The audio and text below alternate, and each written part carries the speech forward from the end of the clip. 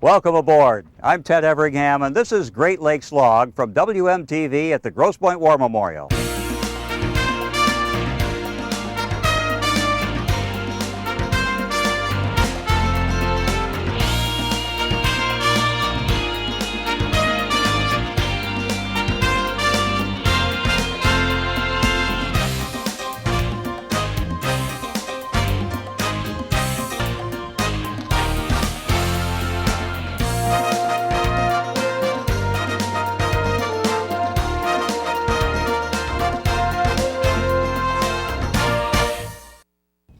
Welcome to Bayview Yacht Club. We've talked on this before about Bernida. Bernida was the boat that won the first Mackinac race way back in 1925.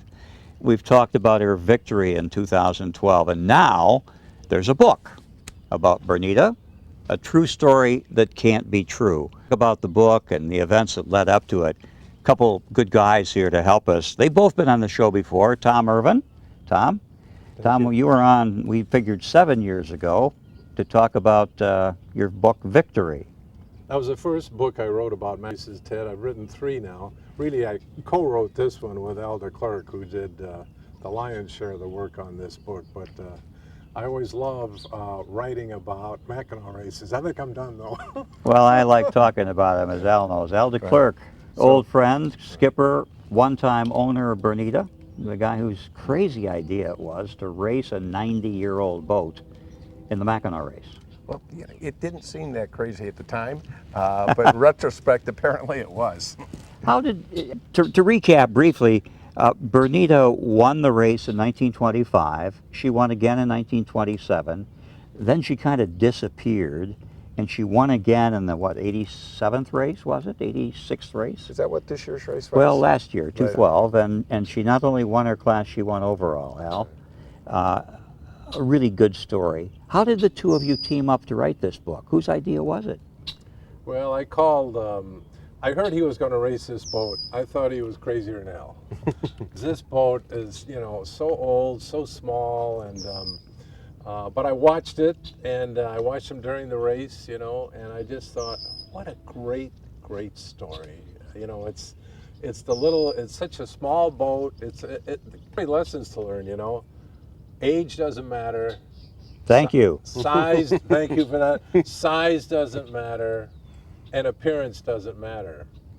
This man had a vision, and so I called him and I said, Al, I would like you to think of writing a book about Bernida, but I said, I want you to think about it for a couple of weeks and see if this is something you'd want to do. And I called him 2 weeks later, and he said, yes, I've thought about it. I think it would be a fun thing to do. And so we then set about working on it together. And what Tom probably doesn't know is that I think I thought about it for less than a second and a half.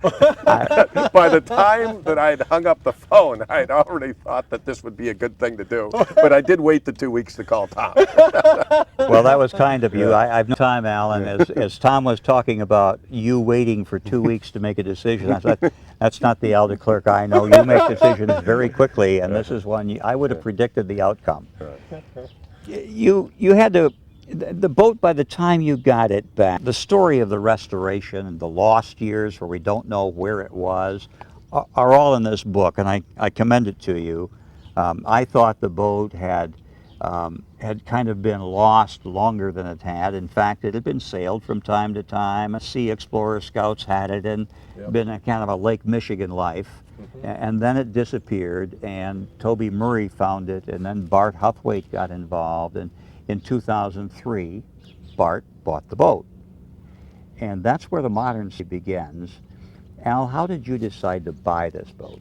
Well, it was interesting. As you know, that you introduced me to Bart shortly after they started the fundraising, and I gave Bart my business card and said, if I can help, let me know. Well, as they were getting near the end of the restoration, I did get a call from Bart, and he told me that Embry Burnell had sunk his fortune into this boat and that he was out of money, and wondered if I had some used or something like that we could put on the boat. And after talking to Emery, it seemed to make a lot more sense just to build them a couple of new sails. So Sarah and Matthew and I flew up to Mackinac Island in the middle of February and met with Emery and got all the appropriate dimensions and helped Emery finalize the mast design and those types of things. And we built them a main and a jib, and so you could go sailing. And that at that point, I was kind of done with Bernida. Right. And we saw the boat after one Mackinac out sailing, just looked great. I remember it And well. Then I got a phone call from Fred Detweiler, and he said, I heard that Bernida was up for sale on eBay. And I said, really? So I don't know much about eBay, but I figured out how to get to it and figured that it was for sale. And I came down to Bayview, and I was talking to a couple of friends here. And I said, you know, it's a real shame that this boat, no interest in it. Well, a couple of beers later, they said, you know, maybe we'll just get that boat and go try and win one more Mackinac race. So I called him right from the Bayview bar and said that if he'd pull it off of eBay, that I'd buy it for his asking price. And he said, well, I need a minute to think about it. So about 2 minutes later, he thought about as long as I did on the book. He calls me back, and he said, if you'll buy it for the $15,000, I'll sell it to you. I said, great, pull it off of eBay. I'll mail you a check tomorrow. That's the way it was. Right. Again, Tom, he makes decisions rather quickly. Emery was trained as a boat restorer, and the boat was actually restored on the Arnold's dock on Mackinac Island, right? Right, and Emery did a really nice job. Got the boat from Emery. It didn't have any deck hardware on it, didn't have any winches, and the restoration was suitable for going out sailing on a nice day like today with 10 miles an hour of wind or less, but it wasn't going to be strong enough to race. Or competitive. It wouldn't be competitive either. So what we did is we strengthened all the high load areas. The first thing we had to do is to change the mast design because in fact the mast that Emery built the boat was to the original design in 1921, and over the years they had upgraded. In fact, by 1925 they had already put a second mast in the boat that had 2 sets of spreaders and better sail control and those types of so that was our first step, is to get the mast right. And then we strengthened all the areas where the sails would attach, and this went basically, we thought we knew what we needed to do prior to putting the boat in the water. But once we got the boat in the water, every time we'd identify either something that needed to be fixed from a strength or a safety standpoint, or something that we could do to make it faster. So we'd sail the boat for a couple hours, and then we'd spend 2 weeks working on it. We'd sail it for a couple hours, and then we'd spend 2 weeks working on it, and went through that cycle until we got the boat right. You tell this story, Tom, in the book. It must have been fun for you to chase this all down. It was, and particularly the prior owners. And I called a lady, I tracked her down through finally out to Arizona, and her husband loved this boat. He was a doctor, and he had the boat for 18 years on Lake Pentwater, and he had his family out regularly. He just loved this boat. And she could not believe the boat was still around, nor could she, the lady at the time was 92 when I talked to her, she could not believe also that it won the Mackinac race. So Yeah. I had fun talking to some of the prior owners. Great stories. Well, and that's part that I thought about Bernida. I'm fascinated by the boat. I've known Al for years, but until I read your book, yours and Al's, I didn't realize that there were a series of owners who actually, Al, you had the same experience. You didn't realize there was this period of time where the boat was actually being used and enjoyed. Right. I think most of us around Bayview felt that this boat disappeared around 1927 and went into a barn and stayed there until Toby and Bart found it. In fact, that I think you tracked down probably 6 owners, and the boat changed hands in some creative ways. One owner traded a Cadillac and a shotgun and a rifle for it, and there were a variety of other creative deals that made this thing happen. So It is a fascinating story that you tell, and it's the lost history even to Al, and certainly to me. Tell me about the crew. One of the intriguing stories about this race in 2012, Al and Bernida, is the crew? Well, we had 3 fathers and 3 sons. Within seconds after buying the boat at the Bayview Bar, I already knew who I wanted to sail on it. So I called Fred Detweiler and Ken Flaska, 2 of my oldest and best friends and guys that I've sailed all over the world with. And we've been pretty successful. Told them what we were up to and told them I'd like them to sail and have each of them bring their son. And the 6 of us would try and do it. And as you imagine that they thought this was a bit crazy. On the other hand, it didn't take long for them all to agree to do it. Well, they'd all known Al for his crazy ideas. You always think out of the box a little bit. So, and Ken and Connor were on board the Flaskas immediately. Ward Detweiler was on board immediately. And Fred was a bit of the common sense guy. He said, we can't sail this boat to back. I said, don't worry. By the time we get line, it will be safe. And you know, Tom, you captured all that attitude here. I know all these people. And if you had asked me about who was the most reluctant to accept, I'd have said Fred, because I know Fred. Ken would be aboard right away. And I don't know the boys, I know you're Matthew. But you captured that. I thought you captured that very well. Well, they're all, one thing we have to understand, when this boat started out on the starting line, it was really in shape. And Al knew what had to be done to the boat, and he knew the people that he needed to help him do it, number one. And then number 2, you had an excellent crew. I mean, these were very, very good sailors, all 6 of them.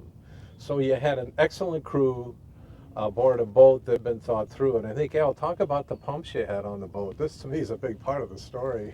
Well, we had a great pump system. One of the things that would happen in the spring before we could start working on the boat is we had a couple of big rainfalls. So down to Bayview and figure, well, we're going to pump the boat out. There isn't a drop of water in the boat because it all ran through. So now when we get the boat into the water, there's just streams. It looks like hoses coming in. But the boat eventually swelled up, and most of that stopped.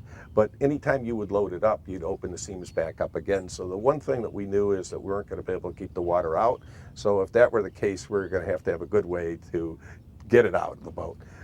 So we got a big manual pump that we felt would be capable of doing the job, but nobody wants to spend the whole day pumping away on this thing. So we also had 2 big bilge pumps that were battery driven, and then we had a Honda generator to charge the battery. And kind of as a test, in the well right over to the left of us here, that one day I put a hose in the boat, and it took 3 hours to fill it up.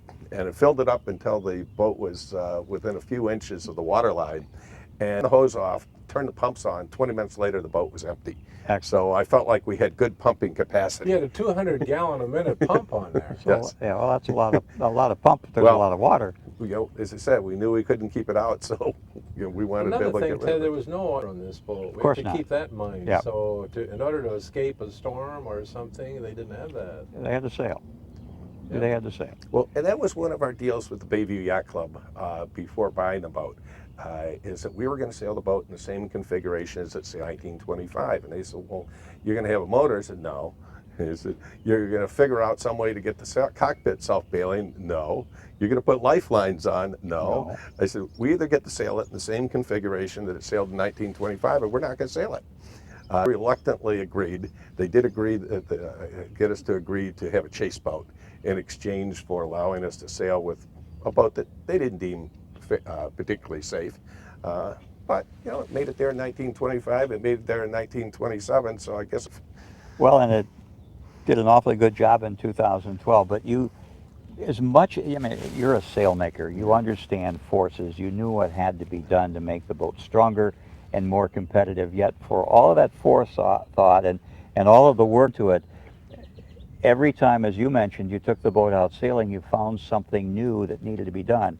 Tell us about a couple of those things. Well, we had a couple of good opportunities. The very first was a photo shoot when we first launched the boat, and They'll be ready to sail. We had an opportunity to figure out that the mainsail wasn't cut right for the mast, so we got that fixed. And the next time that we went sailing was the Bayview One Design Regatta, and 3-day event. 3-day event, but we went out Saturday morning and it was windy out to the start, and we've got the spinnaker up and we've got water coming through the hull and water coming up through the rudder post, and the rudder, you move the tiller back and forth 3 inches and it moved the rudder, so we knew we had some issues, but you know, we figured we'd go sailing, and we got off the starting line and had a nice start and sailed over to the left side of the course, and the wind was favorably. We got a nice shift, and we ended up a mark in great shape. The problem is all the shrouds had been stretched out, and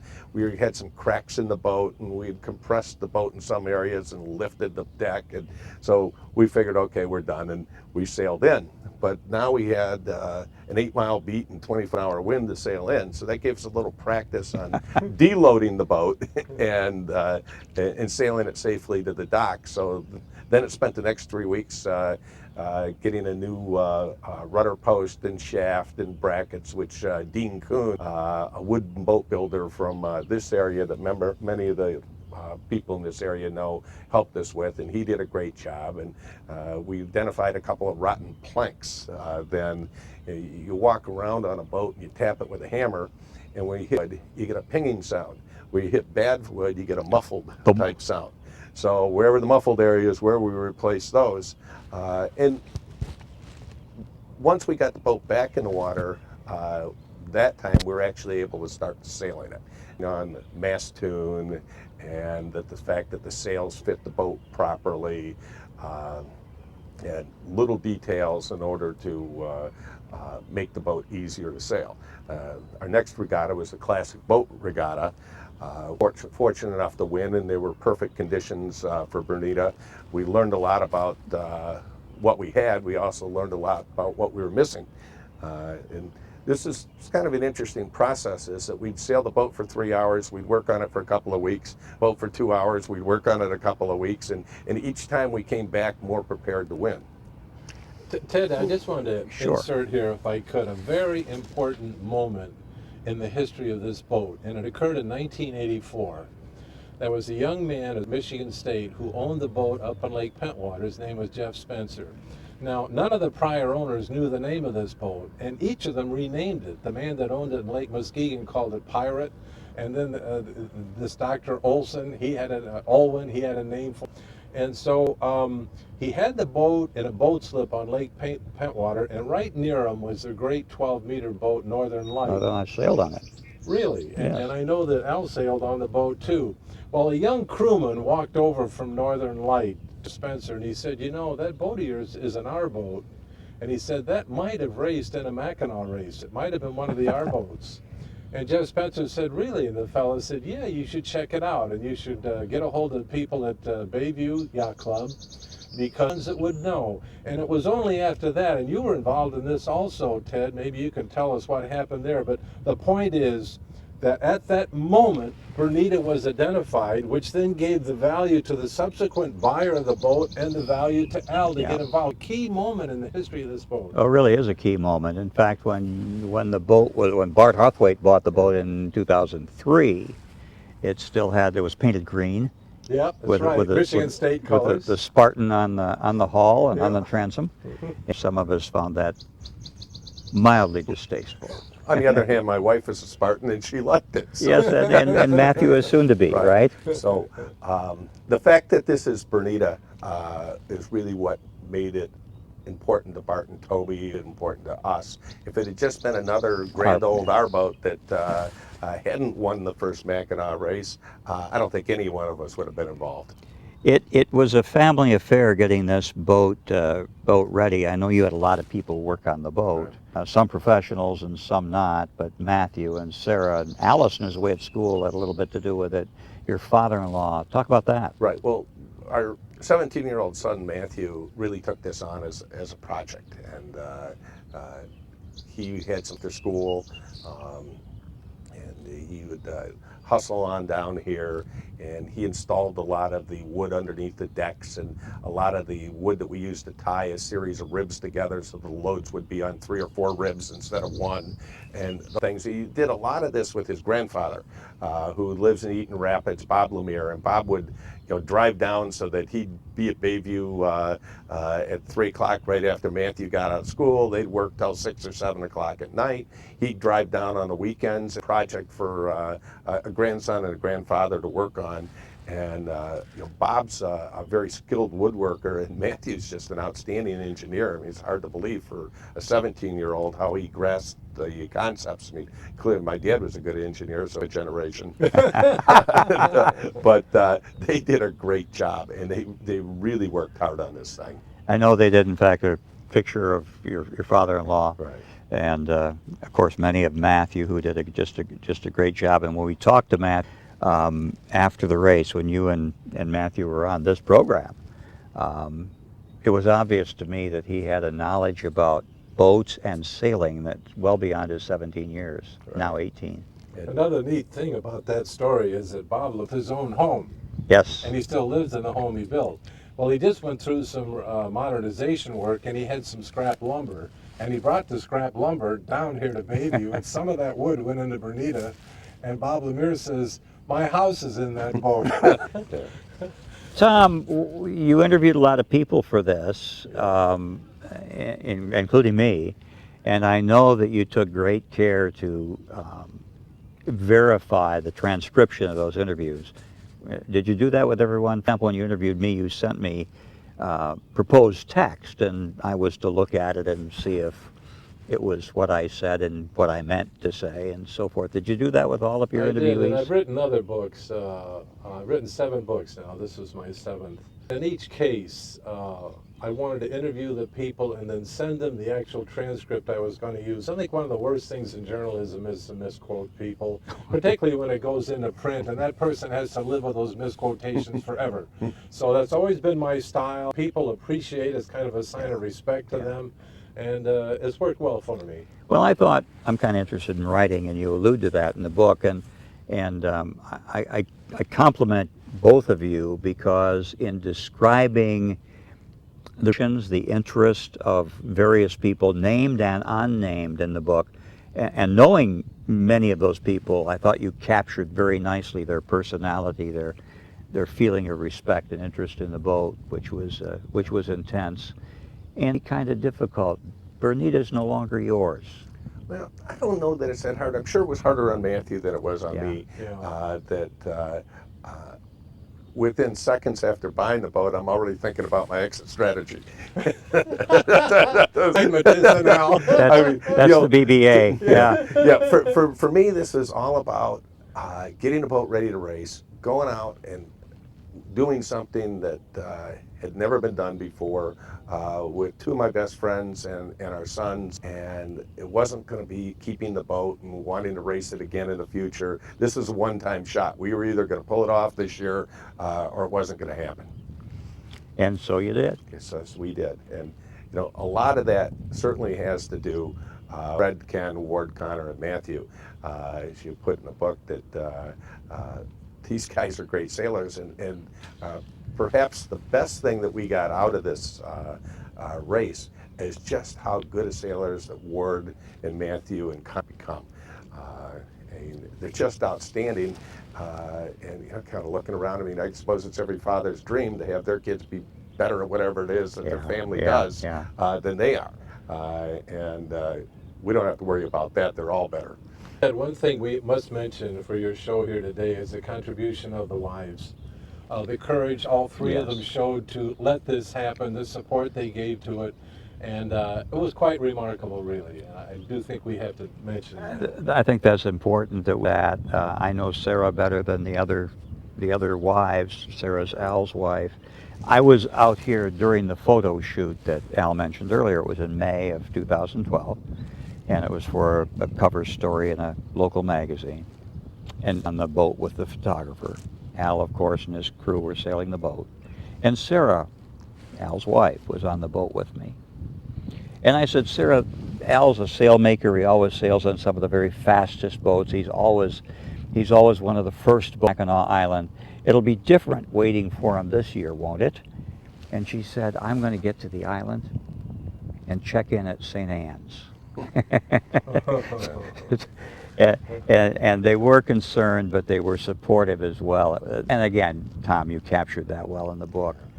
Al, tell me about your father's participation in this race. Well, my father was one of the better sailors around here for years. He's a legend. He's a legend, and it's a threat to win the Mackinac race. He won a number of them overall, both in the Bayview side and the Chicago side. And he passed away around 10 years ago. And I've had his ashes in my closet ever since then. His wishes were that they get spread in the Straits of Mackinac. And for one reason or another, my brother and my sister and myself could never be at the same place at the same time and never got around to doing this. So Saturday morning, I'm getting up and we're going to drive up to Port Huron for the race. And I see the ashes there. It's kind of occurs to me maybe he'd like to go for one more Mackinac race. And so I gather them up, put them in the duffel bag, got to the boat, put the duffel bag down below, and the only ones that really knew about this, Matthew and myself. So as we're approaching the finish line, I was driving, and I asked Matthew to go on down and get his grandfather. So the rest of the guys are like, what's going on here? So in any event, Matthew brought a backpack up and took over the helm, and I got my father out, and we said a couple of words, and we spread his ashes right as we were approaching the finish line. And I can't imagine that he would have found any other way better than to win one more Mackinac race and do it in this fashion. So.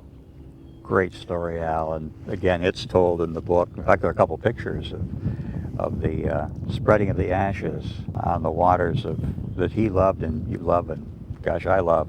It's a great story, and the fact that Matthew drove the boat across the finish line. Yeah, he did. He drove for the better part, and basically at night, Matthew and Ward were our two best drivers, young eyes, and Connor certainly worked hard.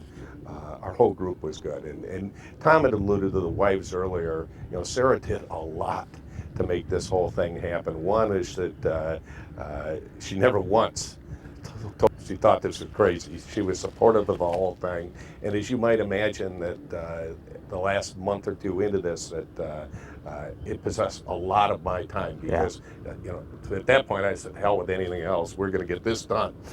So she lion's share of the responsibilities at work and everything else that a family has to do.